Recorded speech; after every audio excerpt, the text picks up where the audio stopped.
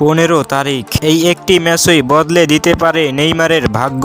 কারণ 16 তারিখেই ব্রাজিলের কোচ কার্লো আনচেলত্তি ঘোষণা করবেন ব্রাজিল ন্যাশনাল ফুটবল টিম এর নতুন স্কোয়াড। যদিও নেইমারকে ইতিমধ্যেই প্রাথমিক তালিকায় রাখা হয়েছে, তবুও চূড়ান্ত স্কোয়াডে নিজের জায়গা শক্ত করতে হলে 15 তারিখের ম্যাচটা হতে পারে সবচেয়ে বড় পরীক্ষা। সেই ম্যাচে মাঠে নামবে তার ক্লাব সান্তোস এফসি। শুধু খেললেই হবে না, নেইমারের দরকার হবে দুর্দান্ত পারফরম্যান্স। কারণ আনচেলত্তি নিজেই বলেছেন তিনি নেইমারের এই ম্যাচটি নিজে দেখবেন। তাই এই ম্যাচে নেইমারের লক্ষ্য শুধু অ্যাসিস্ট নয়, বরং গোল করা এবং পুরো 90 মিনিট ফিটনেস ধরে রাখা। সাম্প্রতিক অনুশীলনে নেইমার নাকি বিশেষভাবে কাজ করছেন স্পিড, ড্রিবলিং এবং ফিনিশিং নিয়ে। কোচিং স্টাফও চাইছে তিনি যেন ম্যাচে পুরো সময় খেলতে পারেন, যাতে বোঝা যায় তিনি সত্যি আবার আগের মতো ফিট কিনা। কারণ সামনে বড় ম্যাচ, ফ্রান্স এবং ক্রোয়েশিয়ার বিপক্ষে